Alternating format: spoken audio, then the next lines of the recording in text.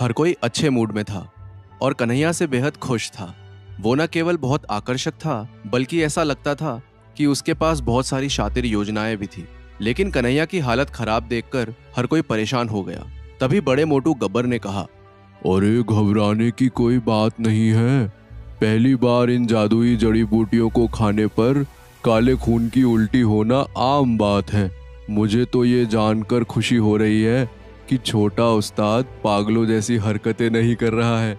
जब मैंने पहली बार जादुई जड़ी बूटियों को खाया था, सुरक्षा प्रबंधक को थप्पड़ मार दिया था और एक अधिकारी के कमरे के बाहर जाकर उल्टी हाँ कर दी थी। उसके बाद पूरे 1 महीने तक कमबख्त ने मुझसे अपने बरामदे की सफाई करवाई थी। खैर, हमारा छोटू तो बच गया। इतना कहने के बाद बड़े मोटू गब्बर ने फैसला किया कि कन्हैया को उसकी बेहतरीन तरकीब के लिए इनाम देना उचित है। इसलिए उसने आधे बेहोश कन्हैया के हाथ में जादुई चावल का एक दाना थमा दिया और फिर बाकी मोटू भाइयों से कन्हैया को उसके कमरे में पहुंचाने के लिए कहा। कन्हैया फिलहाल आधे होश में था। वो खुशी से हंसता हुआ और लड़खड़ाता हुआ अपने कमरे में वापस आ गया।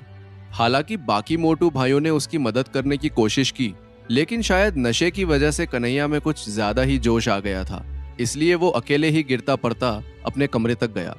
बहरहाल, अपने कमरे में पहुंचने के बाद, इससे पहले कि कन्हैया बिस्तर पर चढ़ पाता, उसने जादुई जड़ी बूटियों और फलों को खाकर जो सारी आध्यात्मिक ऊर्जा ग्रहण की थी, वो अचानक उसके अंदर फूट पड़ी।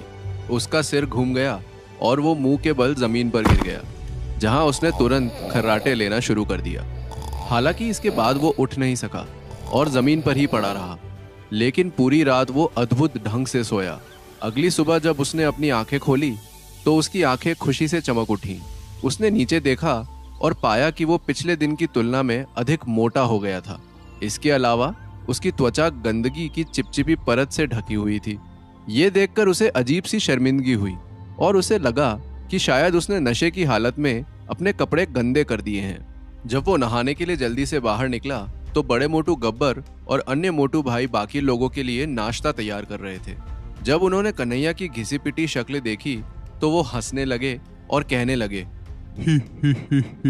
नौवे छोटे भाई, ये क्या हालत बना रखी है? क्या तुमने नींद में ही कपड़े खराब कर दिए? अरे क्यों परेशान कर रहे हो छोटे भाई को? चोर उस्ताद, तुम घबराना मत।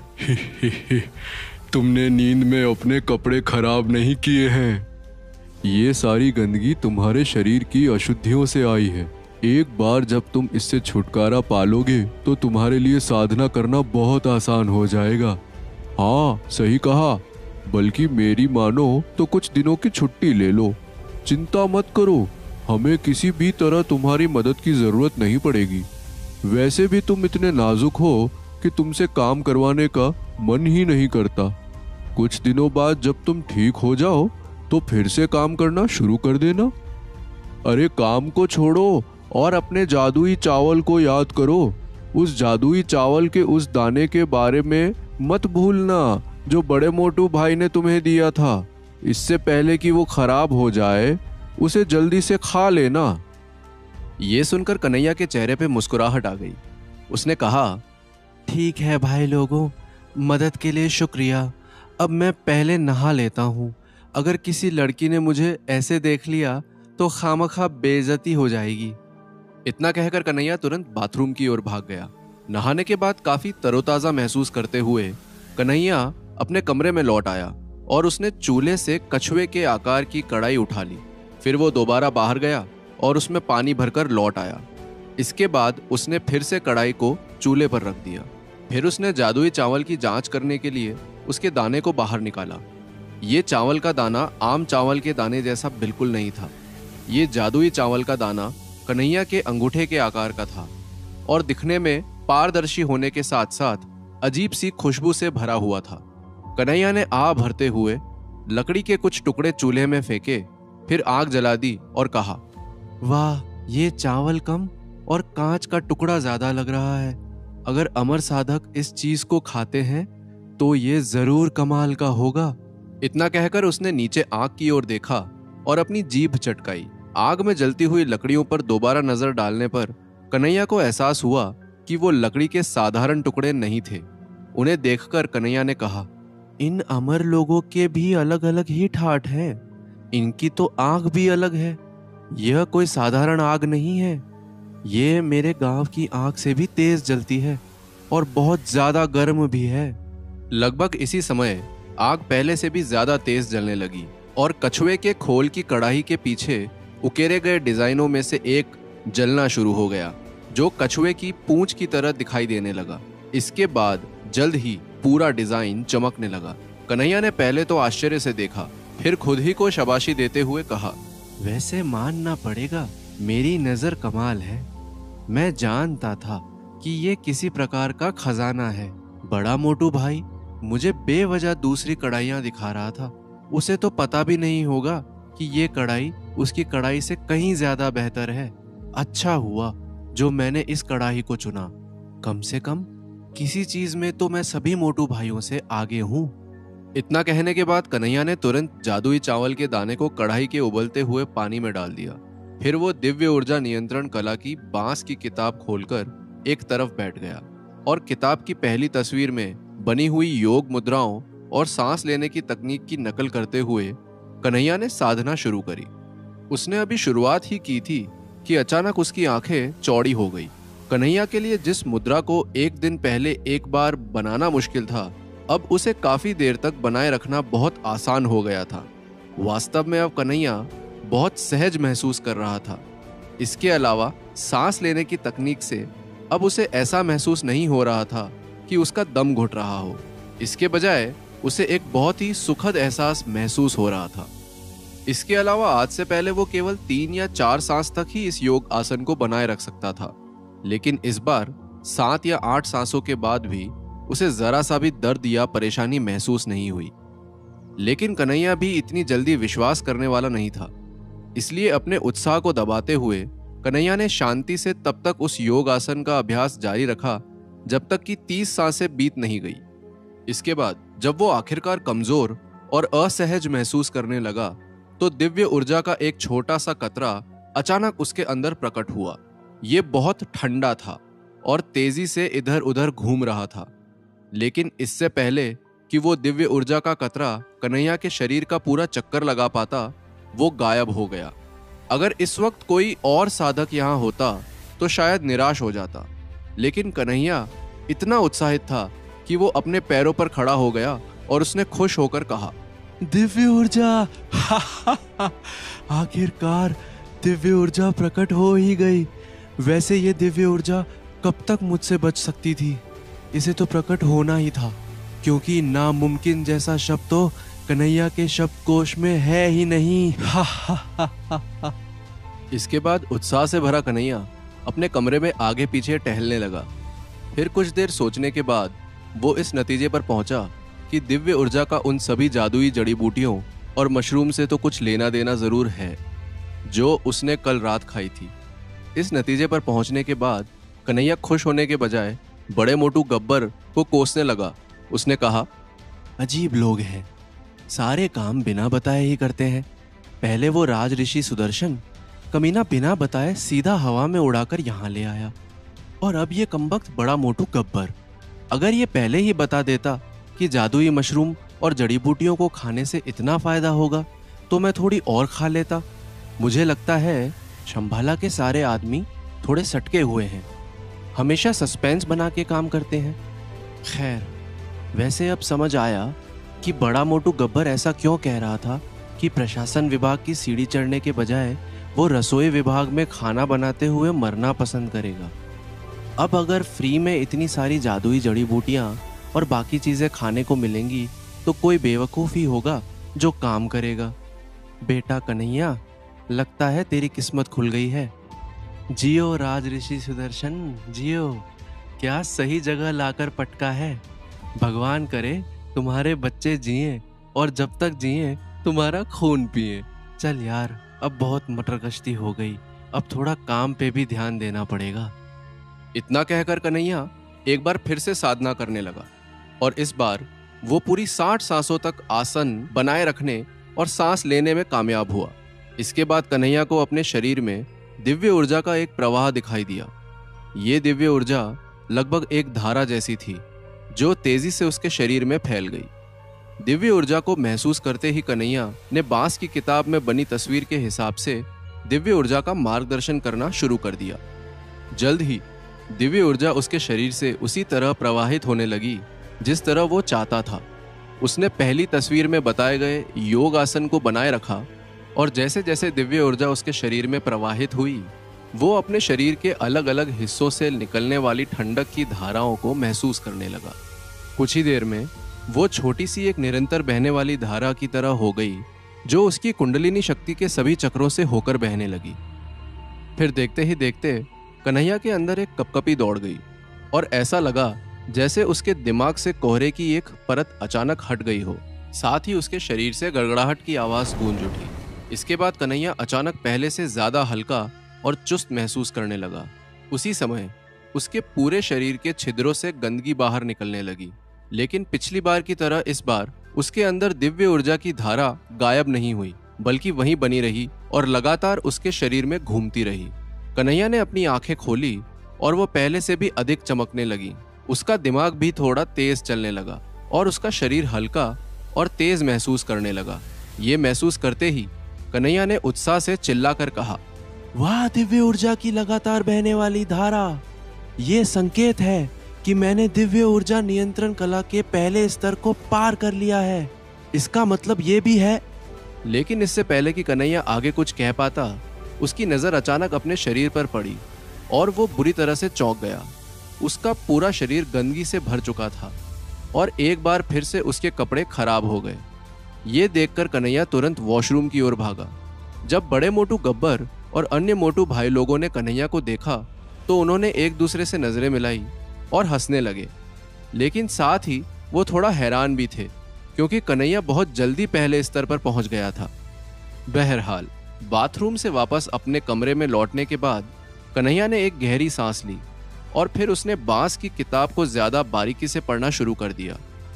और पढ़ता भी क्यों नहीं, आखिरकार उसने अपने अमर होने के सपने की पहली सीढ़ी पर कदम जो रख दिया था। कुछ देर किताब को पढ़ने के बाद कन्हैया ने कहा, दिव्य ऊर्जा नियंत्रण कला के पहले स्तर की साधना के बाद मुझे चीजों में हेर फेर करने में सक्षम होना चाहिए। वाह, यह तो वाकई में जादुई तकनीक है। अब मैं हवा से चीजों को शूट कर सकता हूँ। चलो करके देखते हैं। इतना कहने के बाद कन्हैया ने तुरंत अपने दोनों हाथों को एक विशेष तरीके से एक साथ घुमाते हुए किताब में लिखे नियमों का पालन किया। फिर उसने पास की मेज पर अपनी उंगली लहराई। कन्हैया के ऐसा करते ही तुरंत उसके अंदर मौजूद दिव्य ऊर्जा की धारा हिरण की तरह उछल पड़ी और तेजी से उसकी पहली उंगली की ओर बढ़ती हुई उसकी उंगली की नोक से बाहर निकल गई। असल में ये एक अदृश्य धागे जैसा कुछ बन गया था जो पास की डेस्क से जुड़ गया, लेकिन जैसे ही ये धागा डेस्क पर पहुंचा, कनेक्शन बिगड़ सा गया और धागा टूट गया। साथ ही कन्हैया का चेहरा भी पीला पड़ गया।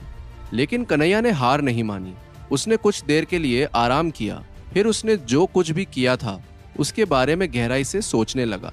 सोचते सोचते कन्हैया के दिमाग में एक विचार आया और उसने कहा, मुखिया जी हमेशा कहते थे इंसान को औकात से ज्यादा नहीं उड़ना चाहिए, इसलिए उड़ना बंद कर कन्हैया और ध्यान लगा। ये डेस्क मेरी औकात से ज्यादा भारी है। मुझे किसी हल्की फुल्की चीज से शुरुआत करनी चाहिए। इसके बाद कन्हैया ने अपने बैग से लकड़ी की तलवार निकाली और उसे डेस्क के ऊपर रख दिया।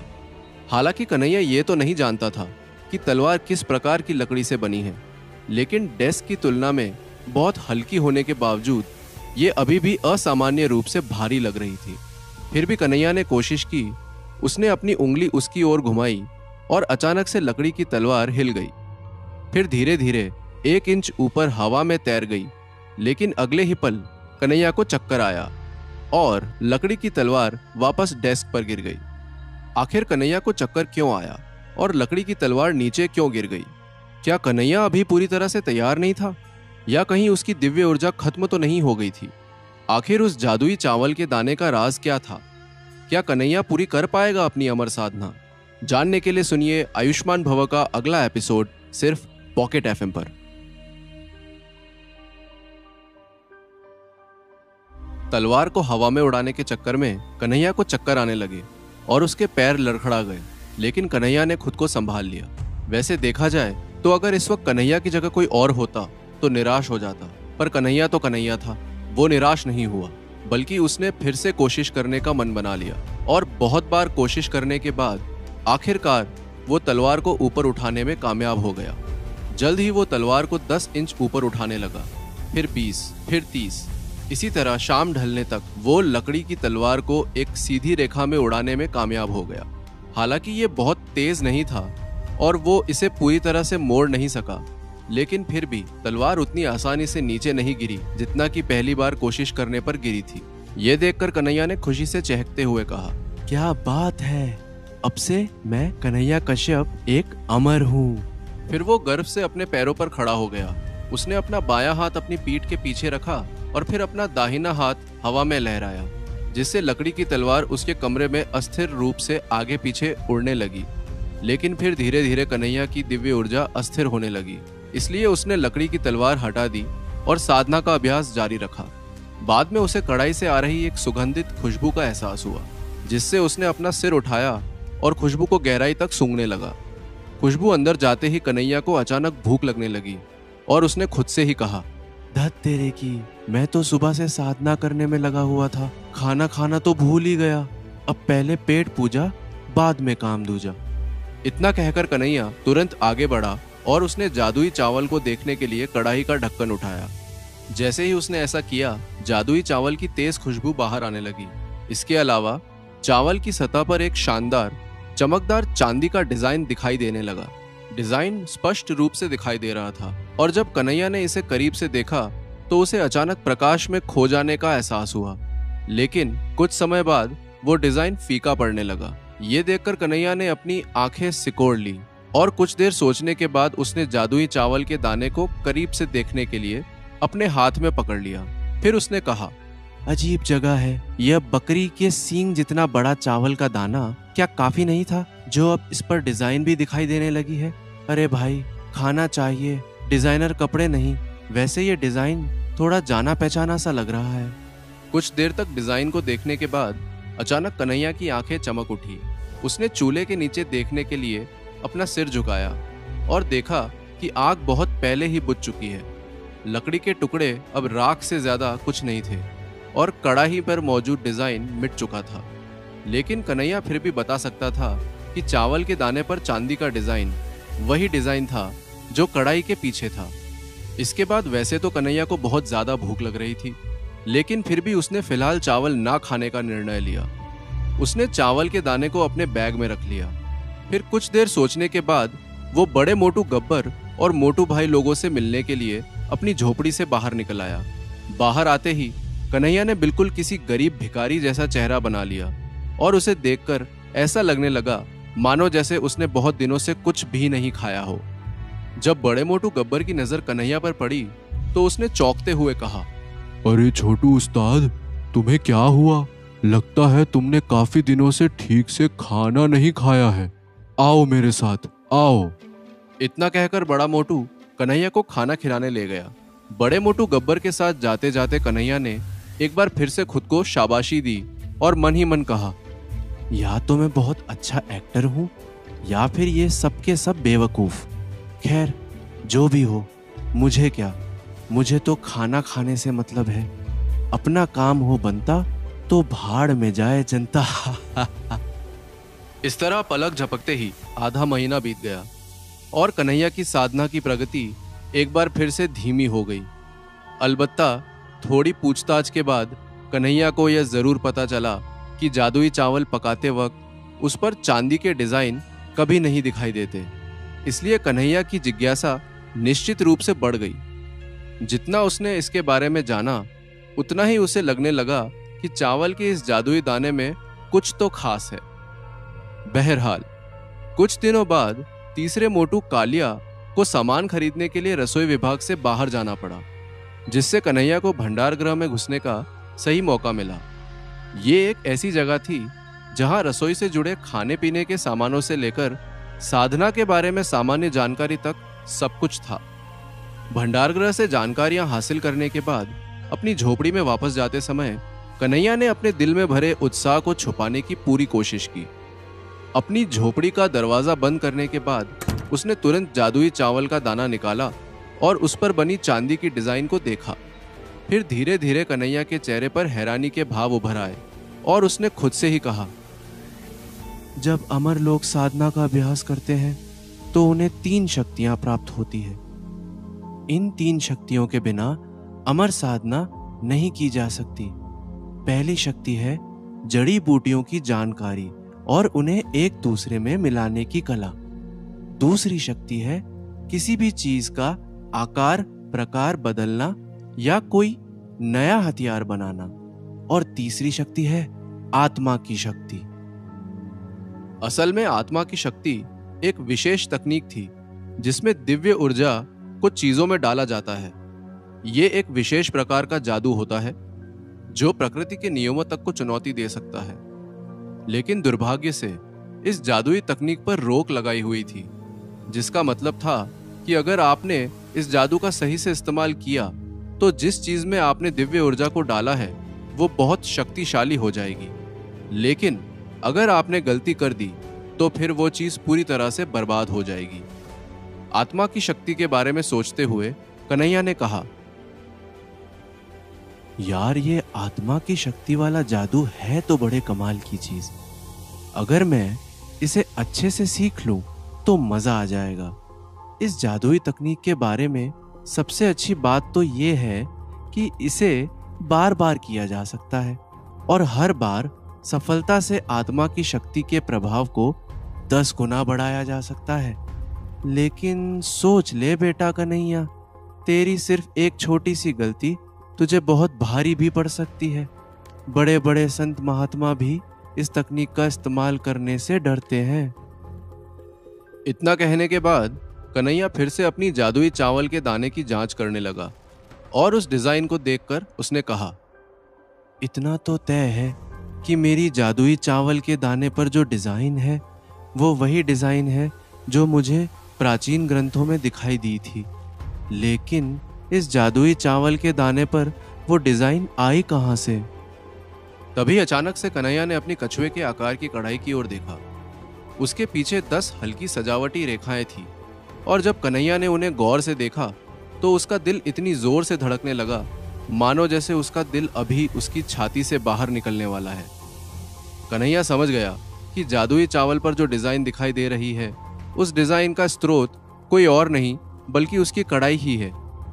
हालांकि अपने हाथ में ऐसी भयानक जादुई कढ़ाई को देखकर एक बार के लिए तो कन्हैया का कलेजा उसके मुंह में आ गया, लेकिन फिर एक पल की झिझक के बाद उसने अपने दांत पीस लिए और इसके बारे में गहराई से सोचने लगा।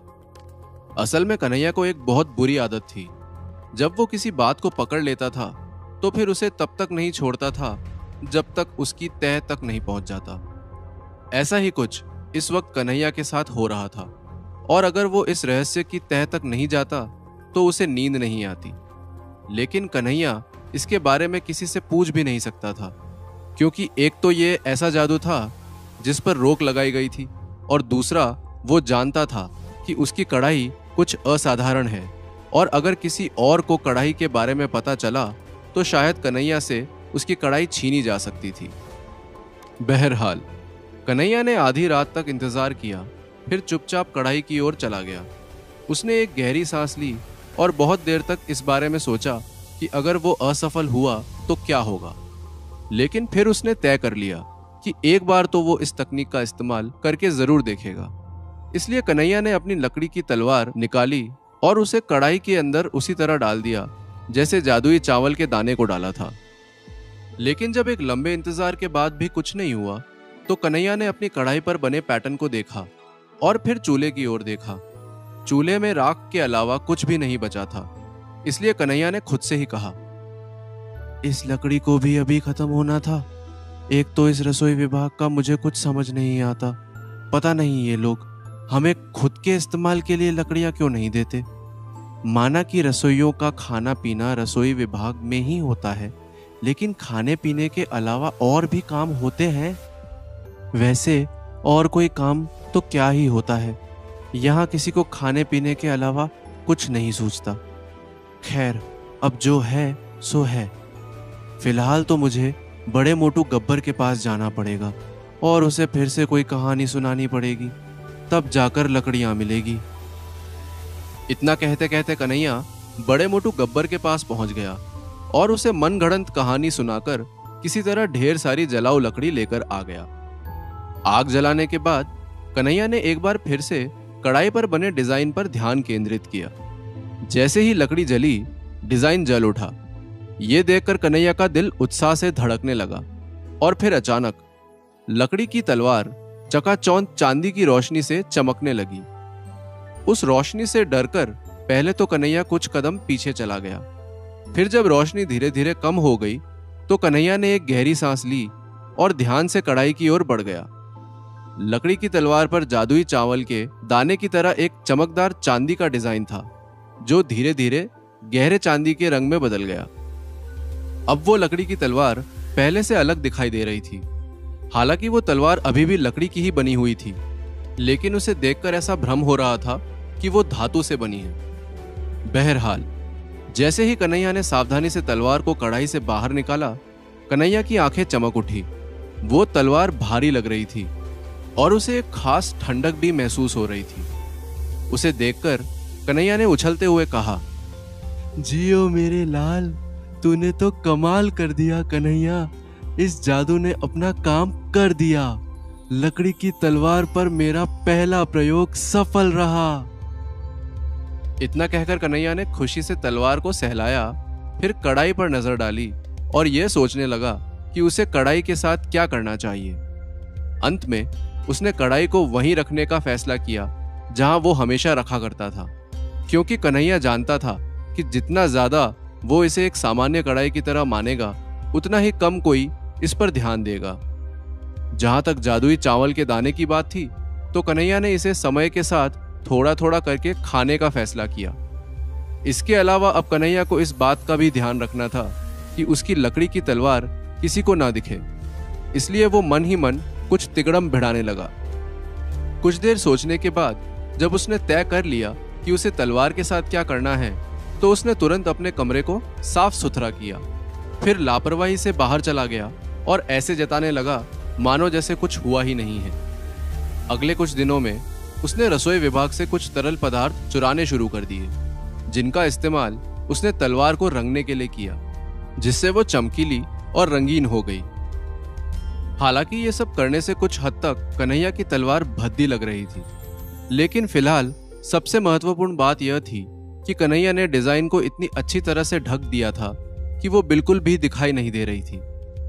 इसके बाद जैसे जैसे दिन बीतते गए, कन्हैया रसोई विभाग के जीवन के साथ पानी में मछली की तरह सहज हो गया। वो जल्दी ही बाकी मोटू भाइयों के साथ घुल मिल गया और वहां होने वाले काम से भी परिचित हो गया। इस दौरान कन्हैया ने गौर किया कि अलग अलग जादुई खाने की चीजों को पकाने के लिए अलग अलग तरह की आग की जरूरत होती है। वास्तव में रसोई विभाग के अंदर अलग अलग प्रकार की आग को उसके रंग के आधार पर बांटा गया था, जैसे कि एक रंग की आग की लपटें, दो रंग की आग की लपटें वगैरह वगैरह। कन्हैया ने यह भी याद किया कि उसने अपनी कछुए की खोल वाली कढ़ाई को गर्म करने के लिए पहले जिस लकड़ी का उपयोग किया था, वो एक रंग की जलाऊ लकड़ी थी। वैसे तो कन्हैया अब अपनी चतुराई और नौटंकी की वजह से रसोई विभाग के हर मोटू भाई का चहेता बन गया था, लेकिन बड़े मोटू गब्बर को कन्हैया से कुछ ज्यादा ही लगाव हो गया था। इसलिए वो कन्हैया का काफी ख्याल रखने लगा था, जिसकी वजह से वो कन्हैया को ऐसी ऐसी चीजें खिलाने लगा कि कुछ ही महीने बीतने के बाद कन्हैया का वजन बढ़ना शुरू हो गया। वो अब पहले की तरह दुबला पतला बच्चा नहीं रहा, बल्कि अच्छा खासा तंदुरुस्त हो गया था। साथ ही उसकी त्वचा भी पहले से अधिक गोरी और साफ हो गई थी। साफ शब्दों में कहा जाए तो अब वो नौवा मोटू कन्हैया कहलाने का हकदार बन चुका था। लेकिन इतना सब होने के बावजूद कन्हैया की साधना पर कोई विशेष असर नहीं पड़ा और वो जहां का तहां बना रहा। आखिर आत्मा की शक्ति का सफल प्रयोग करने के बाद भी कन्हैया की शक्तियां बढ़ क्यों नहीं रही थी? क्या किसी ने कन्हैया की शक्तियों को बांध दिया था? आखिर कन्हैया कब तक अपनी जादुई तलवार और कड़ाही को छिपा पाएगा? क्या कन्हैया पूरी कर पाएगा अपनी अमर साधना? जानने के लिए सुनिए आयुष्मान भव का अगला एपिसोड सिर्फ पॉकेट एफएम पर। रसोई विभाग में घुलने मिलने के बाद कन्हैया ने कई बार मिडनाइट पार्टी और विशेष नाश्ते का लुत्फ उठाया, लेकिन इसके बाद भी कन्हैया को केवल निराशा ही हाथ लगी। हालांकि उसका वजन बढ़ा, लेकिन उसकी साधना में कोई खास बढ़ोतरी नहीं हुई। फिर धीरे धीरे कन्हैया ने इसके बारे में चिंता करना बंद कर दिया और अपना ज्यादातर समय अपने मोटू भाइयों के साथ खाने पीने में बिताना शुरू कर दिया। कन्हैया का जीवन अच्छे से बीतने लगा। खाने पीने और मौज मस्ती के अलावा अब उसे कोई काम नहीं था। फिर जैसे जैसे महीने बीतते गए, बड़े मोटू गब्बर ने कन्हैया को शंभाला शहर के बारे में और भी बहुत कुछ सिखाया। कन्हैया को पता चला कि शंभाला में आज भी वैदिक रीति रिवाजों के हिसाब से कामकाज किया जाता है। यहाँ के कायदे कानून के बारे में बताते हुए बड़े मोटू गब्बर ने कहा, छोटे उस्ताद, शंभाला में इंसान के जन्म और उसकी जात से किसी को कोई मतलब नहीं होता। जन्म के हिसाब से यहाँ सभी बराबर होते हैं, ना कोई बड़ा होता है और ना ही कोई छोटा। वैसे देखा जाए तो शंभाला में रहने वाले लोग 3 दर्जों में बटे हुए थे, लेकिन यहाँ आम तौर पर किसी भी इंसान को उसकी योग्यता के हिसाब से ही दर्जों में डाला जाता है। जिसकी जैसी योग्यता उसका वैसा दर्जा। सबसे पहला दर्जा सेवकों यानी कि नौकरों का दर्जा है, दूसरा दर्जा अधिकारियों का दर्जा है और तीसरा दर्जा राज ऋषियों का दर्जा है। नौकर सेवा का काम करते हैं, जैसे कि हम रसोई विभाग में खाना पकाते हैं, सफाई विभाग के लोग झाड़ू पोछा लगाते हैं और बाकी विभाग भी अपना अपना काम करते हैं। नौकर या सेवक आमतौर पर वो लोग हैं जिन्हें ज़्यादा कुछ नहीं आता और जिनकी साधना का स्तर भी ज़्यादा नहीं होता। उसके बाद आता है अधिकारियों का दर्जा, जिसे प्रशासन विभाग भी कहते हैं। प्रशासन विभाग में अधिकारी साधना करते हैं, अपना स्तर बढ़ाते हैं और बहुत से छोटे बड़े उद्देश्यों को पूरा करते हैं।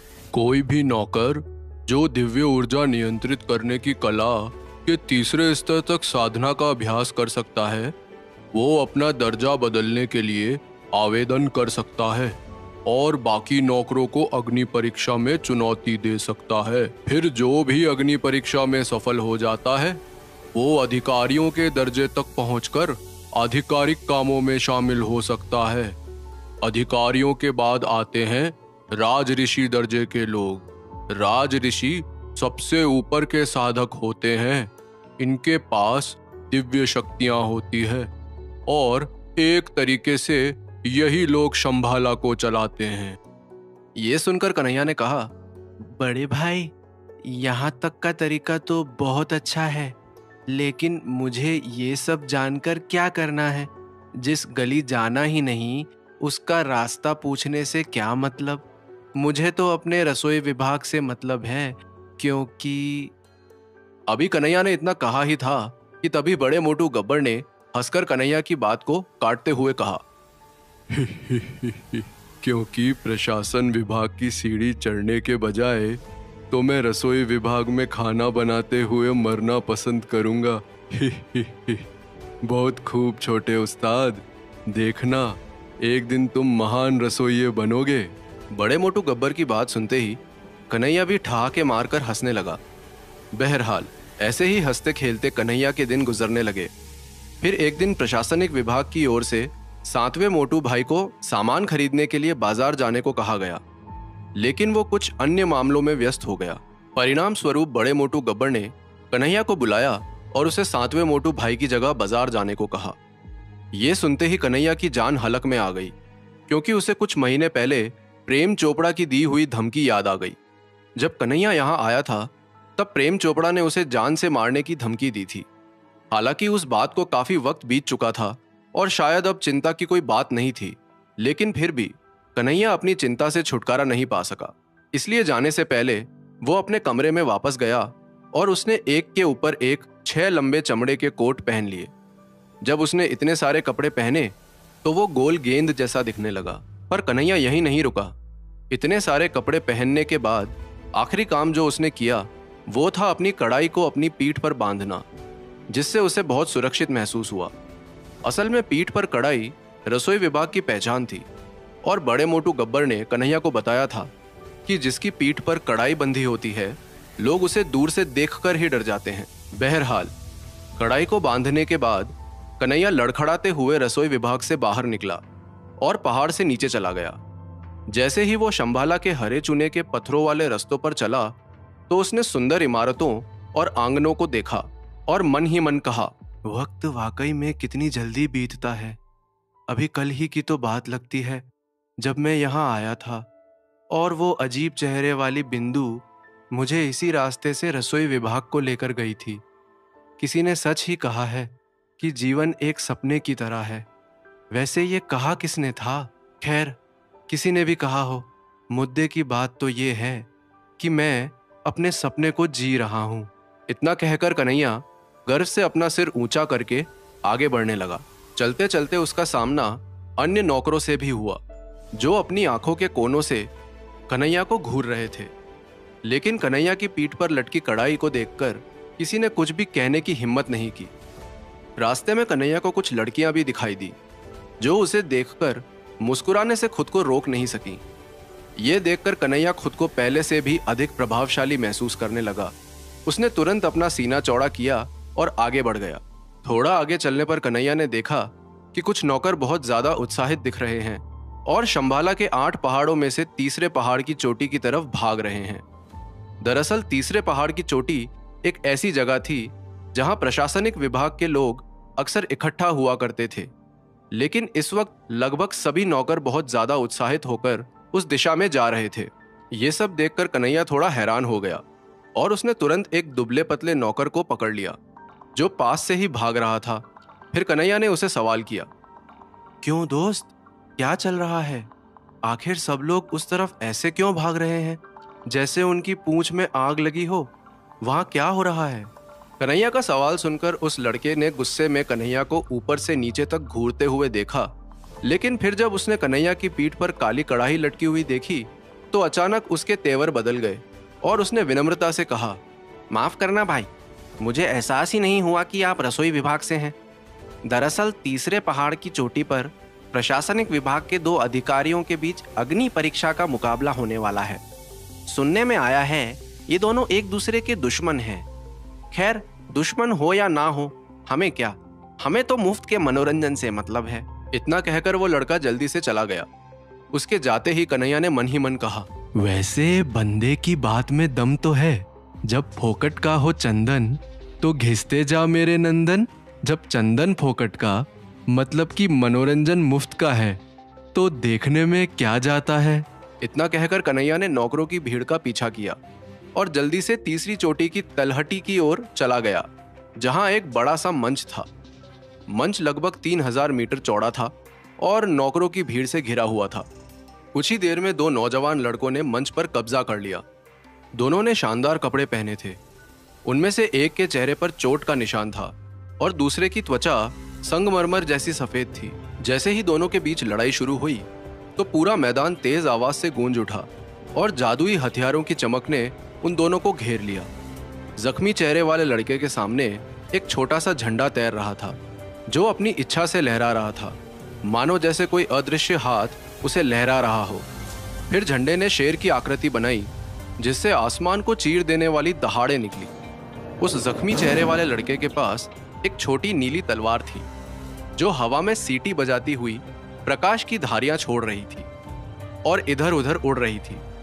शायद जख्मी चेहरे वाला लड़का आसपास खड़ी लड़कियों के सामने दिखावा करना चाहता था, इसलिए उसने तलवार को वहां का एक चक्कर लगाने का इशारा किया और तलवार एक झटके में कन्हैया की ओर आने लगी। जब कन्हैया ने तलवार को अपनी तरफ आते हुए देखा तो वो हाँफने लगा और उसने खुद को एक बड़ी सी पत्थर की चट्टान के पीछे छिपाते हुए धीमी आवाज में कहा, अब मारेगा क्या? संभाल कर चला मेरे भाई। तलवार चला रहा है या पतंग उड़ा रहा है? अभी तो मेरी शादी भी नहीं हुई है, अभी से जान लेना चाहता है, हद है।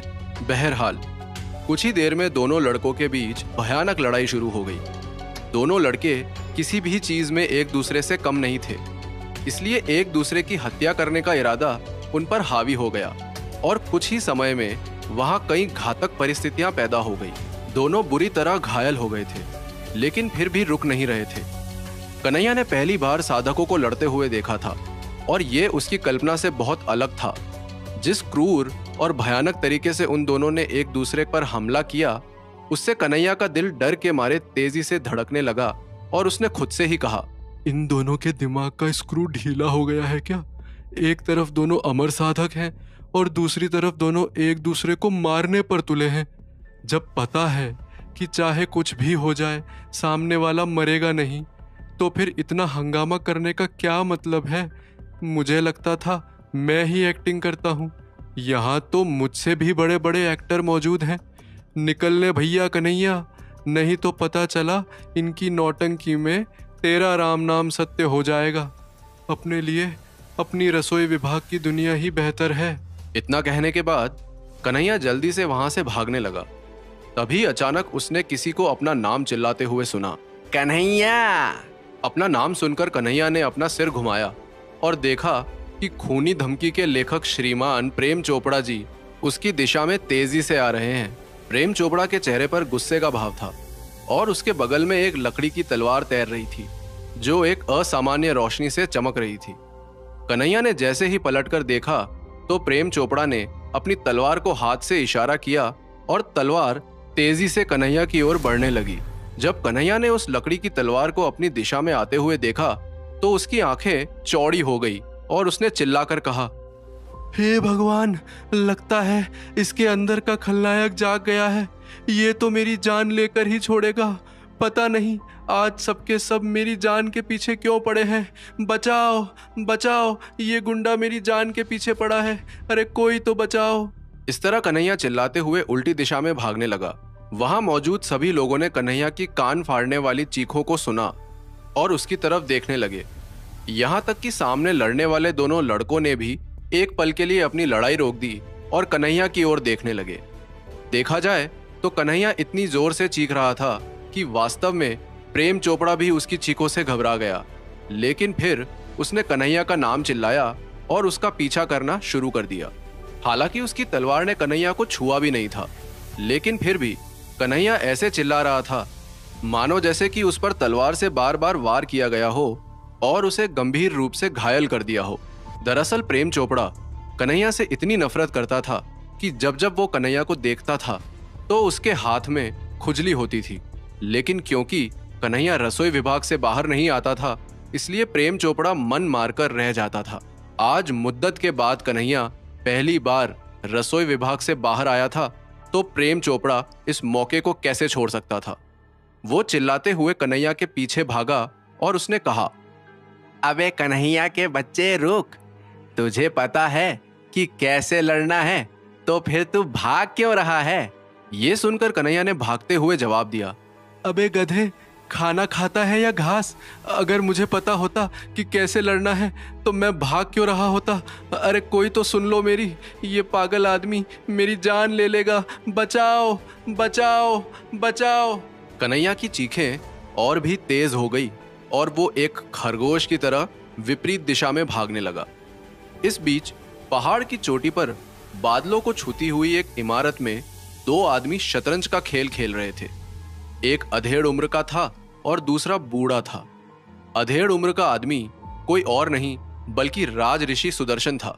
जहां तक उस बूढ़े आदमी की बात है तो उसका पूरा सिर सफेद बालों से भरा हुआ था और उसका रंग सुर्ख था। वो स्पष्ट रूप से कोई आम इंसान नहीं था। फिलहाल वो बूढ़ा आदमी नीचे चल रहे दृश्य को देख रहा था। फिर उन्होंने हंसते हुए राज ऋषि सुदर्शन से कहा, मानना पड़ेगा सुदर्शन, आप बहुत ही दिलचस्प बच्चे को संभाला लाए हैं। बूढ़े आदमी की बात सुनकर राज ऋषि सुदर्शन ने शर्मिंदा होते हुए कहा, यह वाकई में कितना शर्मनाक है। इस बच्चे पर निश्चित रूप से बहुत ज्यादा मेहनत करने की जरूरत है। तभी अचानक बूढ़े आदमी ने अपनी दाढ़ी को सहलाते हुए कहा, इसे कम समझने की गलती मत करना सुदर्शन। रसोई विभाग में टिकना और सबका चहेता बनना आसान काम नहीं है, लेकिन इस बच्चे ने बहुत ही कम समय में वहां अपनी एक खास जगह बना ली है। देखना, ये जल्द ही कुछ ऐसा करेगा जिससे पूरा शंभाला चौंक जाएगा। आखिर कौन था ये बूढ़ा आदमी और उसे कन्हैया के बारे में कैसे पता था? क्या वाकई में बूढ़े आदमी की भविष्यवाणी सच होगी और कन्हैया सच में कोई बड़ा कारनामा करेगा? आखिर प्रेम चोपड़ा की तलवार से कौन बचाएगा कन्हैया को?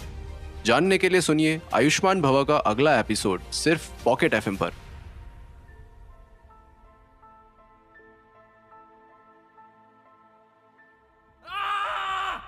कन्हैया की चीख की आवाज तीसरी चोटी के नीचे तक हवा में फैल गई, जिसने कई नौकरों का ध्यान आकर्षित किया।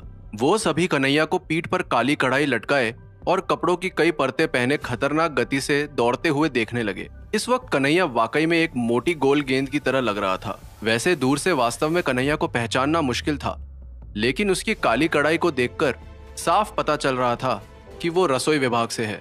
उसकी बेल्ट पर 8 बड़े चाकू लटके हुए थे, जो भागते समय आपस में टकरा रहे थे और बज रहे थे।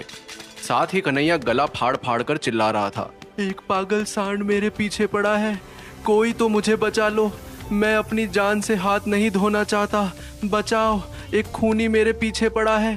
प्रेम चोपड़ा का चेहरा लाल था, आंखें भयंकर रूप से चमक रही थी और दिल चिंता और क्रोध दोनों से भरा हुआ था। उसका कन्हैया का इस तरह से पीछा करना सभी का ध्यान आकर्षित कर रहा था और प्रेम चोपड़ा को चिंता थी कि शहर के सुरक्षा अधिकारी ये नोटिस कर सकते हैं। यही सब सोचते हुए उसके दिल की घबराहट बढ़ती गई और उसने कहा, हद हो गई, बंद करो ये चिल्लाना, अभी तक तो मेरी तलवार ने तुम्हें छुआ तक नहीं है। लेकिन जब कन्हैया ने चिल्लाना बंद नहीं किया तो प्रेम चोपड़ा और ज्यादा गुस्सा हो गया। उसने अपने दांत पीसते हुए दोनों हाथों को हवा में लहराकर मंत्रोच्चार किया, जिससे लकड़ी की तलवार रोशनी से टिमटिमा उठी और फिर भागती हुई गोली की स्पीड से कन्हैया की ओर बढ़ने लगी। जैसे ही लकड़ी की तलवार कन्हैया की काली कढ़ाई से टकराई तो एक खड़खड़ाहट की आवाज आई, लेकिन कन्हैया दौड़ता रहा और उसने एक बार भी पलट कर नहीं देखा। प्रेम चोपड़ा ने अपने दांत पीस लिए। कन्हैया की पीठ पर लगी बड़ी कढ़ाई ने उसके शरीर के लगभग आधे हिस्से को ढक रखा था, जिससे उसे मारना बहुत मुश्किल हो गया था। लेकिन ये महसूस करते हुए कि उसके पास कोई और रास्ता नहीं है, प्रेम चोपड़ा ने पीछा करना जारी रखा। दौड़ते दौड़ते कन्हैया ने पूरे शंभाला का चक्कर लगा लिया। कन्हैया आगे आगे भागता रहा और प्रेम चोपड़ा उसके पीछे पीछे। बहुत दूर तक उसके पीछे भागने के बाद प्रेम चोपड़ा ने हाफते हुए कहा, ये लड़का बहुत तेज है, यहाँ तक कि उसकी पीठ पर इतनी भारी कढ़ाई बंधी है, इसके बावजूद सरपट दौड़े जा रहा है। कमबख्त ने पता नहीं क्या खाया था सुबह सुबह, मुझे तो अपनी नानी याद आने लगी है, लेकिन इसे मैं ऐसे नहीं छोड़ूंगा। भाग बेटा भाग, आज तुझे दौड़ा दौड़ा कर मारूंगा। असल में प्रेम चोपड़ा की साधना का आधार दिव्य ऊर्जा नियंत्रण कला के दूसरे स्तर पर था और वो जितना हो सके उतनी मेहनत कर रहा था। लेकिन कन्हैया उस खरगोश के जुनून के साथ दौड़ रहा था जिसकी पूंछ पर पैर रख दिया गया था। वैसे तो प्रेम चोपड़ा ने बहुत कोशिश की, लेकिन कन्हैया फिर भी पकड़ में नहीं आ सका। सबसे ज्यादा परेशानी तो उसे इस बात से हो रही थी कि उसने अभी तक कन्हैया पर उंगली तक नहीं उठाई थी और वो फिर भी थकने लगा था। इसके विपरीत कन्हैया बिल्कुल भी थका हुआ नहीं लग रहा था और लगातार हलाल होने वाले बकरे की तरह चिल्ला रहा था। बहरहाल भागते भागते जल्द ही कन्हैया की नजर रसोई विभाग की ओर जाने वाले छोटे रास्ते पर पड़ी और उसकी आंखें उत्साह से चमक उठी। उसे अचानक महसूस हुआ जैसे वो घर पहुंच रहा है और ये एहसास इतना अच्छा था कि वो लगभग रो ही पड़ा। रसोई विभाग का दरवाजा देखते ही कन्हैया ने चिल्लाकर कहा, बड़े भाई मुझे बचा लो, एक खूंखार खूनी मेरे पीछे पड़ा है, ये मेरा खून करने की कोशिश कर रहा है। जब बड़े मोटू गब्बर और अन्य मोटू भाइयों ने कन्हैया की चीख सुनी तो वो सब तेजी से बाहर निकले और उनके चेहरे पर हैरानी के भाव आ गए। तभी कन्हैया ने फिर से चिल्लाकर कहा, बड़े भाई मुझे बचा लो, मेरी बेचारी छोटी सी जान दाव पर है, प्रेम चोपड़ा मुझे मारने की कोशिश कर रहा है, आपका प्यारा छोटा भाई मरने वाला है, बचाओ बचाओ। इतना कहकर कन्हैया तेजी से बड़े मोटू गब्बर के पीछे जाकर छिप गया। ये देखकर बड़े मोटू गब्बर ने सतर्कता से चारों ओर देखा और उसकी आंखें भयंकर गुस्से से लाल हो उठी, लेकिन उसे कोई नहीं दिखा। इसलिए उसने कन्हैया से पूछा, प्रेम चोपड़ा, छोटे उस्ताद, कहाँ है प्रेम चोपड़ा? ये सुनकर कन्हैया ने चौंकते हुए मुड़कर देखा, लेकिन इससे पहले कि कन्हैया कुछ कहता, अचानक से हाफता दौड़ता प्रेम चोपड़ा दूर से रसोई विभाग की ओर आता हुआ दिखाई दिया। जब कन्हैया को एहसास हुआ कि प्रेम चोपड़ा कितना पीछे है तो उसके चेहरे पर अजीब से भाव आ गए और उसने मन ही मन कहा, ये इतनी धीमी गति से क्यों दौड़ रहा है? मूर्ख कहीं का, इसे तो ठीक से पीछा करना भी नहीं आता। दूसरी ओर बड़े मोटू गब्बर ने पहले कन्हैया को देखा और फिर हांफते हुए प्रेम चोपड़ा को देखा। असल में प्रेम चोपड़ा ने कन्हैया का पीछा करने में बहुत ज्यादा मेहनत की थी, इसलिए वो बुरी तरह से थक गया था और हांफने लगा था। बहरहाल रसोई विभाग के दरवाजे तक पहुंचते पहुंचते प्रेम चोपड़ा इतने गुस्से से भर गया कि उसने आगे पीछे कुछ नहीं सोचा। उसने तेज दहाड़ के साथ अपना दाहिना हाथ हलहराया और अपनी लकड़ी की तलवार को पास के एक पेड़ की ओर भेज दिया। जैसे ही तलवार पेड़ में घुसी, पेड़ हिल गया, जिससे पेड़ के तने पर एक बड़ा छेद हो गया। फिर प्रेम चोपड़ा ने चिल्लाकर कहा, कन्हैया के बच्चे, बाहर निकल, आज मैं तुझे नहीं छोड़ूंगा। लेकिन कन्हैया बड़े मोटू गब्बर के पीछे ही छिपा रहा और उसने वहीं से कहा, अबे गधे, तुझे क्या लगता है तू मुझे बुलाएगा और मैं बाहर आ जाऊंगा? मुझे बेवकूफ समझा है क्या? ये सुनकर प्रेम चोपड़ा ने तुरंत कन्हैया को गुस्से से देखा, लेकिन फिर उसकी नजर भारी भरकम बड़े मोटू गब्बर पर पड़ी, जो इस वक्त उसे गुस्से से घूरे जा रहा था। प्रेम चोपड़ा समझ गया कि आज उसकी दाल नहीं गलने वाली, इसलिए उसकी आंखें पूरी तरह से लाल हो गई और उसने चिल्लाकर कहा, ये दुश्मनी खत्म नहीं हुई है कन्हैया।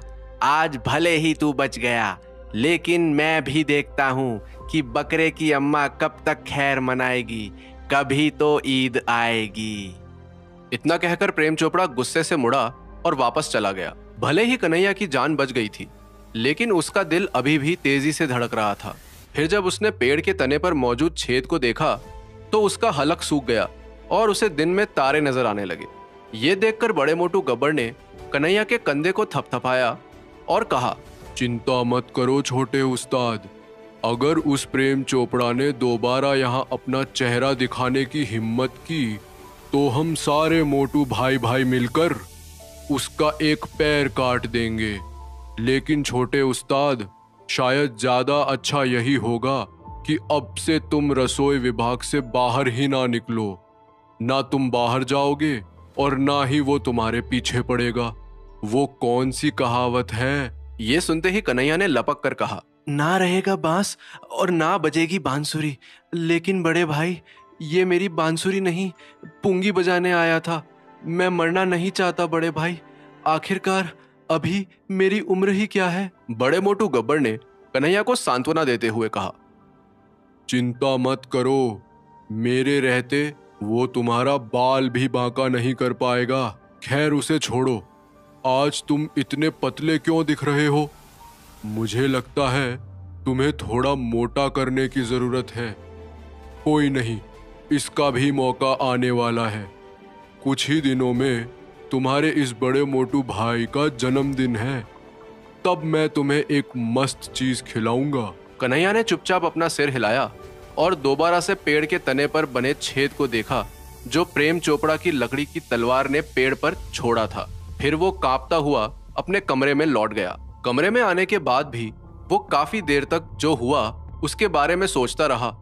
फिर उसने खुद से ही कहा, प्रेम चोपड़ा ने लकड़ी की तलवार से पेड़ पर इतना बड़ा छेद कर दिया। अगर तलवार मुझे लगी होती तो पता नहीं मेरे शरीर में तो कहां कहां छेद हो गए होते।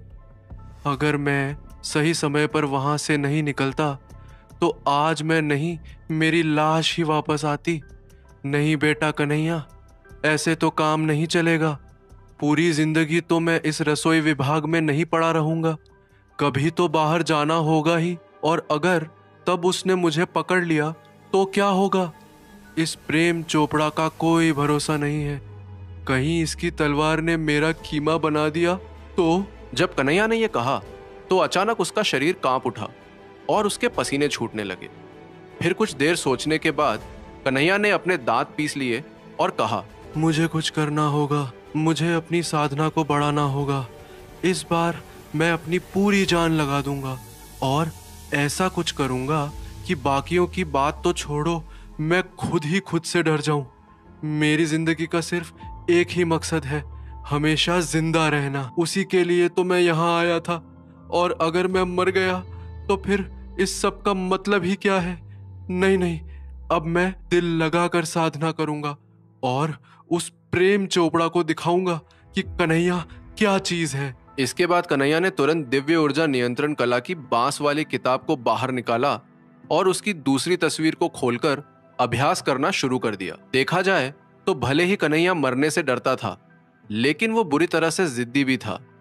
अगर वो जिद्दी नहीं होता तो बिजली गिरने के खतरे के बावजूद वो 13 बार उस धूप बत्ती को नहीं जलाता। ये उसकी जिद ही थी जिसकी वजह से वो शंभाला तक पहुंचने में कामयाब हुआ था, और ऐसी ही जिद उसने इस बार भी ठान ली थी। बहरहाल दृढ़ संकल्प के साथ मुस्कुराते हुए उसने दूसरी तस्वीर वाली योग मुद्रा बनाई और कोशिश करने लगा। हालांकि इस बार भी वो केवल 15 सांसों तक इस योग मुद्रा को कर पाया। इसके बाद वो दर्द से करा उठा और उसके माथे से पसीने की बड़ी बड़ी बूंदें टपकने लगी। लेकिन कन्हैया ने हार नहीं मानी और लगातार कोशिश करता रहा। जल्द ही वो 20 सांसों तक टिके रहने में कामयाब हो गया, फिर 30 तक और फिर 40 सांसों तक टिका रहने लगा। वो रात ऐसे ही बिना किसी घटना के बीती। फिर ऐसे ही दिन पर दिन बीतने लगे और जल्द ही अगला दिन आ गया। आखिरकार 15 दिन बीत गए। खाने और बाथरूम जाने के अलावा कन्हैया ने अपना कमरा नहीं छोड़ा। किसी ऐसे व्यक्ति के लिए जिसने अभी अभी साधना का अभ्यास शुरू किया हो, उसके लिए इतनी तकलीफें सहना आमतौर पर मुश्किल होता है, लेकिन कन्हैया डटा रहा। यहां तक कि बड़ा मोटू गब्बर और बाकी मोटू भाई भी उसकी साधना के निरंतर अभ्यास से हैरान हो गए।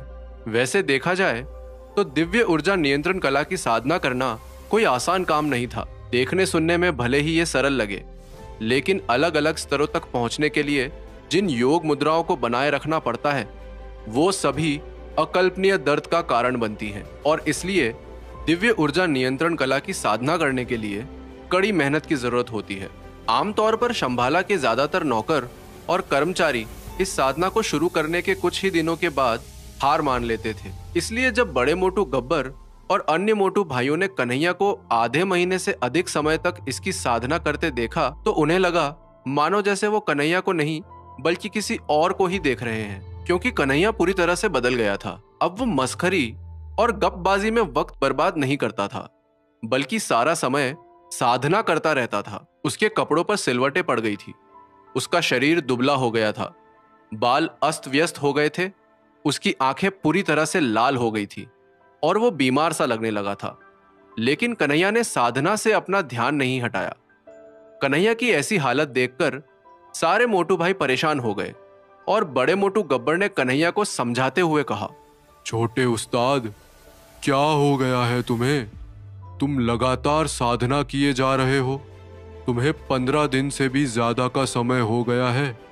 मुझे लगता है तुम्हें कुछ दिन की छुट्टी ले लेनी चाहिए। लेकिन जब बड़े मोटू गब्बर ने कन्हैया की आंखों में दृढ़ संकल्प की चमक देखी तो वो अंदर तक हिल गया। उसने ऐसी लगन आज से पहले किसी साधक में नहीं देखी थी। इसलिए बड़े मोटू गब्बर ने भी हारकर कोशिश करना बंद कर दिया। जल्द ही कन्हैया को साधना करते करते पूरे 2 महीने बीत गए, लेकिन वो पागलों की तरह लगा रहा। उसे देखकर रसोई विभाग के सभी मोटू भाइयों को लगने लगा कि अब कन्हैया साधना नहीं कर रहा है, बल्कि अब वो खुद को मार रहा है। हालांकि वो सभी उसे रोकना चाहते थे, लेकिन कन्हैया कहाँ किसी की सुनने वाला था। वहीं दूसरी ओर कन्हैया अब दूसरी तस्वीर की योग मुद्रा को 150 सांसों तक खींचने लगा। साथ ही उनके अंदर की दिव्य ऊर्जा अब कोई छोटी धारा नहीं रह गई थी, बल्कि ये पहले से कहीं ज्यादा बड़ी हो गई थी। फिर एक रात अचानक कन्हैया की झोपड़ी से एक बड़ी गड़गड़ाहट की आवाज सुनाई दी। जैसे ही ये आवाज गूंजी, दिव्य ऊर्जा के दूसरे स्तर का आध्यात्मिक दबाव झोपड़ी से बाहर निकला, जो सभी दिशाओं में दर्जनों मीटर तक फैल गया। जैसे ही बड़े मोटू गब्बर और अन्य मोटू भाइयों को इसका एहसास हुआ, उन्होंने हैरानी के साथ ऊपर देखा और कहा, छोटे उस्ताद ने तो कमाल कर दिया। आखिरकार उसने कर दिखाया। वो दिव्य ऊर्जा नियंत्रण कला के दूसरे स्तर पर पहुंच ही गया। लेकिन उसने ऐसा किया कैसे? ये तो लगभग असंभव है। उसने पिछले आधे साल से भी ज्यादा समय से रसोई विभाग के जादुई नाश्ते वाले जलसे में हिस्सा नहीं लिया है। आखिर उसका शरीर इतना ताकतवर कैसे हो गया कि उसने दूसरे स्तर की दिव्य ऊर्जा को सहन कर लिया? कहीं। लेकिन इससे पहले कि बड़ा मोटू गब्बर आगे कुछ कहता, अचानक से कन्हैया की झोपड़ी का दरवाजा खुला और दरवाजा खुलते ही एक बड़े धमाके की आवाज सुनाई दी, जिसे सुनकर सभी चौंक गए। आखिर कन्हैया की झोपड़ी से धमाके की आवाज क्यों आई? कहीं कन्हैया को कुछ हो तो नहीं गया था? क्या कन्हैया दिव्य ऊर्जा नियंत्रण कला का दूसरा चरण पार कर पाएगा? प्रेम चोपड़ा कन्हैया से बदला लेने वापस आएगा तो क्या होगा? जानने के लिए सुनिए आयुष्मान भव का अगला एपिसोड सिर्फ पॉकेट एफएम पर।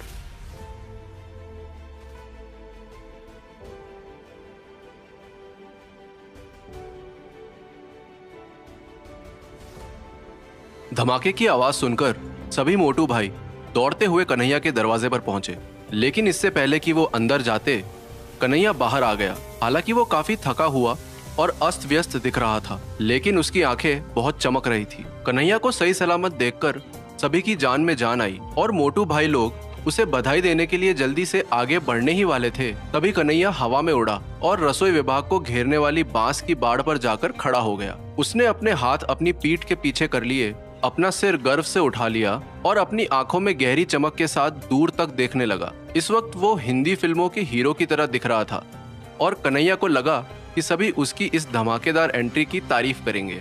लेकिन बड़े मोटू गब्बर ने बाकी मोटू भाइयों की तरफ निराशा से देखा और कहा, छोटे उस्ताद को क्या हो गया? ये बांस की दीवार पर क्यों खड़ा है? बहुत अजीब लग रहा है। नहीं, मुझे लगता है उसे कोई भूत लग गया है या शायद ज्यादा साधना करने की वजह से उसका दिमाग सटक गया है। ये सुनते ही कन्हैया की सारी हीरोगिरी निकल गई और वो खुद को देखने लगा। फिर उसने मन ही मन कहा, हैं? भूत? पागल, मुझे तो लगा था कि मैं किसी हीरो की तरह एंट्री मारूंगा और सब मेरी तारीफ के कसीदे पढ़ने लगेंगे। ये तो मुझे पगला बोल रहे हैं। हमेशा मेरे साथ ही ऐसा क्यों होता है? इसके बाद कन्हैया ने अपना गला साफ किया और बुलंद आवाज में कहा, प्रेम चोपड़ा शंभाला के नौकरों में से चुना गया एक घाघ है। वो बहुत ज्यादा शातिर है और दूर दूर तक अपनी हरकतों के लिए प्रसिद्ध, मेरा मतलब बदनाम है। हालांकि पिछली बार जब वो यहाँ आया था तब उसकी साधना का आधार दिव्य ऊर्जा नियंत्रण कला के दूसरे स्तर पर था और मैं उसका मुकाबला करने के लायक नहीं था। लेकिन अब मेरी साधना का आधार भी दिव्य ऊर्जा नियंत्रण कला के दूसरे स्तर पर है। अब हमारे बीच का मुकाबला बराबरी का होगा। ये एक ऐसी लड़ाई होगी जिसकी चर्चा सभी देशों में होगी। एक ऐसी लड़ाई जो पूरे शंभाला को हिलाकर रख देगी। मैं जानता हूँ कि ये लड़ाई महाविनाश का कारण बनेगी, लेकिन मुझे इसे लड़ना ही होगा। चाहे कितना भी खून बहे, चाहे कितनी भी हड्डियां टूट जाए, फिर भी मैं पीछे नहीं हटूंगा। आखिरकार मेरा नाम कन्हैया है और कन्हैया अपने दुश्मनों का बैंड बजा देता है। अपना लंबा भाषण खत्म करने के बाद कन्हैया ने पलटकर मोटू भाइयों की ओर देखा और उनसे तालियों की उम्मीद करने लगा। लेकिन उसकी उम्मीद के विपरीत सभी मोटू भाई खड़े खड़े अपना सिर खुजा रहे थे और सोच रहे थे कि आखिर कन्हैया ऐसी उल जुलूल बातें क्यों कर रहा है। असल में शंभाला की दुनिया आम दुनिया जैसी नहीं थी। यहाँ लोग बोलने से ज्यादा करने पर विश्वास रखते थे, इसलिए कन्हैया की हीरोगिरी किसी को समझ नहीं आ रही थी। बहरहाल कुछ देर तक अपना सिर खुजाने के बाद बड़े मोटू गब्बर ने कहा, छोटे उस्ताद, तुम्हारी बाकी बातें तो ठीक है, लेकिन एक बात मुझे समझ नहीं आई। तुम्हें ऐसा क्यों लगता है कि ये लड़ाई बराबर की होगी? ऐसा भी तो हो सकता है कि यहाँ से जाने के बाद प्रेम चोपड़ा ने भी तुम्हारी तरह साधना की हो और अब वो तुमसे आगे निकल गया हो। ये सुनते ही कन्हैया की सारी हवा निकल गई और उसने तुरंत कहा, ओ तेरी, ये तो मैंने सोचा ही नहीं। एकदम सही पकड़ा है बड़े भाई। माफ करना दोस्तों, अभी के लिए ये लड़ाई भूल जाओ। मैं तो मजाक कर रहा था। मैं चलता हूँ। ये कहने के बाद कन्हैया ने एक पल के लिए इधर उधर देखा और खिसियाता हुआ तुरंत अपने कमरे में लौट आया। फिर जैसे ही वो कमरे में लौटा तो उसने खुद से ही कहा, क्या कन्हैया, करवा ली ना खुद की झंड? अभी मुखिया जी यहाँ होते तो बोलते बड़ी बड़ी बातें और वड़ा पाव खाते। हाँ, फिलहाल के लिए शेखी बगारना बंद और साधना करना शुरू। इसके बाद कन्हैया ने एकांत साधना का दूसरा दौर शुरू कर दिया। वहीं दूसरी ओर बड़े मोटू गब्बर ने अपना सिर पकड़ लिया और दूसरे मोटू भाई सांभा की ओर देखकर पूछा, अरे ओ सांभा, अभी अभी क्या हुआ? छोटा उस्ताद इतनी बकवास करने के बाद वापस क्यों भाग गया? कहीं तुमने छोटे उस्ताद को खाने में जुलाब तो नहीं दे दिया? दूसरे मोटे भाई सांभा ने कांपते हुए जवाब दिया, नहीं बड़े मोटू भाई गब्बर, मैंने तो उसे वही खाना दिया जो हम सबने खाया था। लगता है छोटे उस्ताद पर साधना का भूत सवार हो गया है। वो क्या है ना कि छोटे उस्ताद ने अभी अभी साधना शुरू किया है। शायद इसलिए उसकी हालत बिल्कुल उस गंजे आदमी जैसी हो गई है जिसके अचानक नाखून मिल जाते हैं और वो खोजा खोजा कर ही पागल हो जाता है। ये सुनकर बड़े मोटू गब्बर ने कहा, ओहो, ये तो बहुत बुरा हुआ। अब से हम में से कोई भी छोटे उस्ताद को परेशान नहीं करेगा। वो हमारा 9वां छोटा भाई है। अगर उसे साधना करनी है तो करने दो, हम उसका समर्थन करेंगे। बड़े मोटू गब्बर की बातें सुनकर सभी मोटू भाइयों ने एक स्वर में कहा, हाँ हाँ, हम 9वें छोटे भाई का समर्थन करेंगे। इसके बाद के दिनों में बड़े मोटू गब्बर और अन्य लोगों ने कन्हैया की फूस की झोपड़ी पर लगातार नजर रखी, लेकिन उसे बिल्कुल भी परेशान नहीं किया। जहां तक कन्हैया का सवाल था, तो दिव्य ऊर्जा नियंत्रण कला के दूसरे स्तर तक पहुंचने से उसके आत्मविश्वास में काफी वृद्धि हुई और उसने साधना पर ध्यान केंद्रित करना जारी रखा। फिलहाल वो अपने कमरे में था और माथे से पसीना पहुंच रहा था।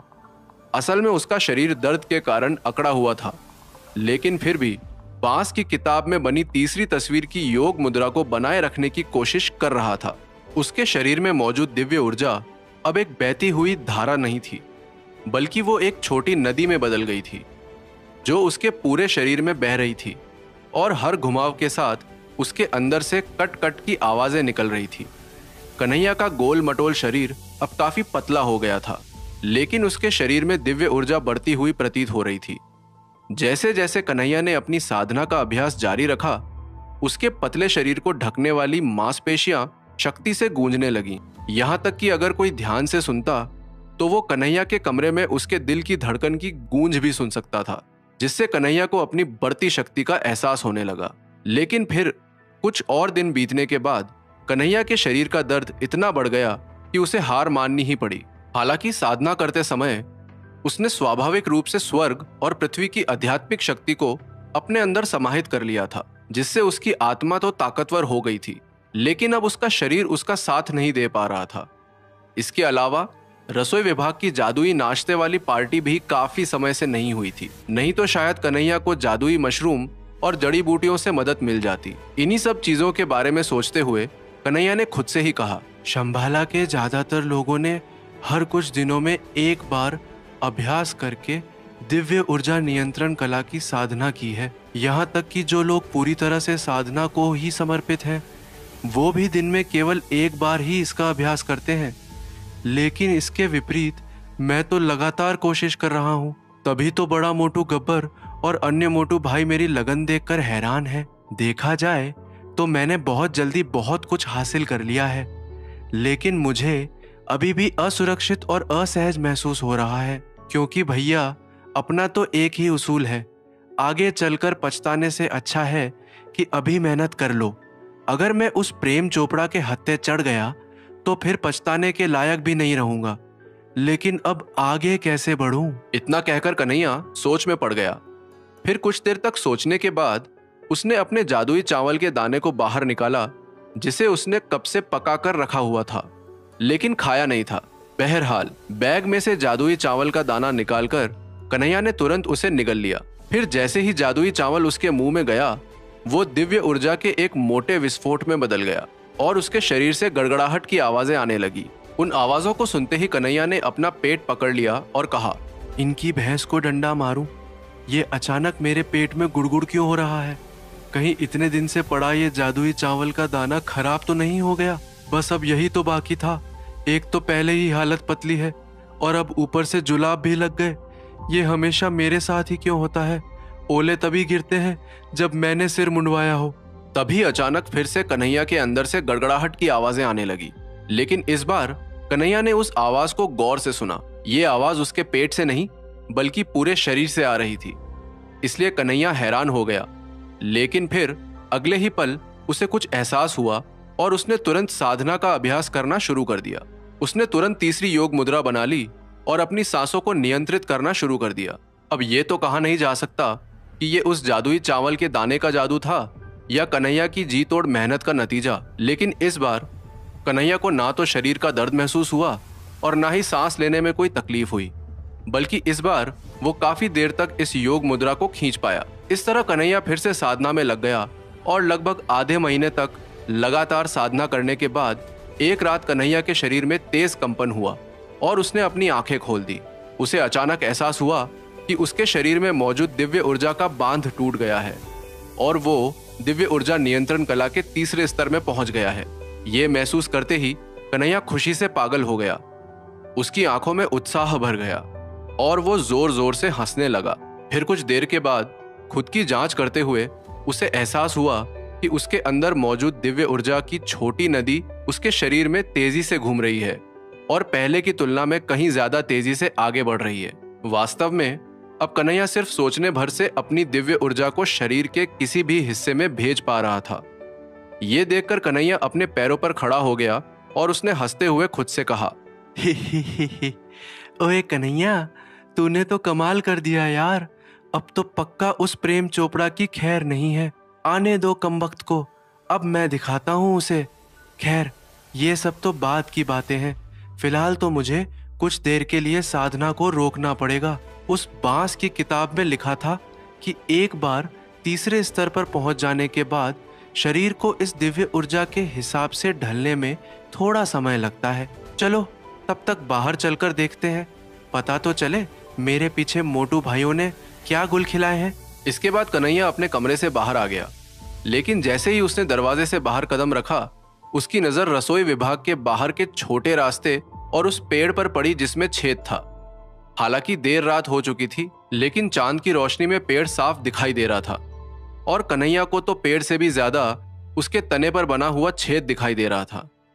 छेद को देखते ही कन्हैया को प्रेम चोपड़ा की तलवार याद आ गई और उसने हड़बड़ाकर कहा, इतने से काम नहीं चलेगा कन्हैया बाबू, कुछ तो बड़ा करना पड़ेगा।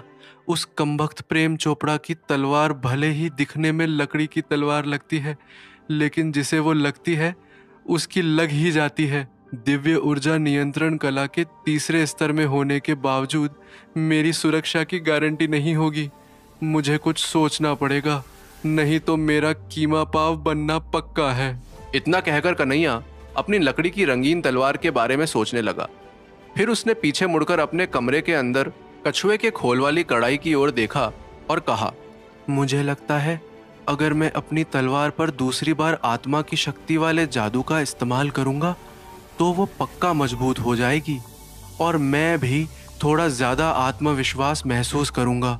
इसके बाद कन्हैया ने बिना किसी हिचकिचाहट के चुपचाप रसोई विभाग से कुछ लकड़ी चुराई और अपने कमरे में आ गया।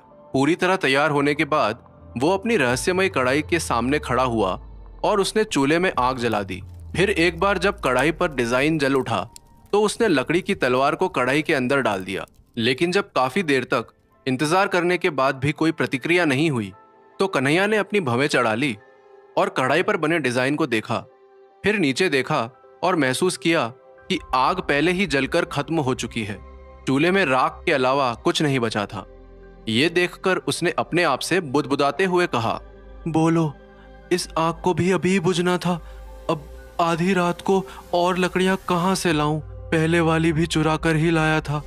किसी को पता चल गया तो प्रेम चोपड़ा के आने से पहले ही मेरा राम नाम सत्य हो जाएगा। लेकिन इतनी आग से तलवार पर थोड़ा असर तो होना ही चाहिए था, हुआ क्यों नहीं?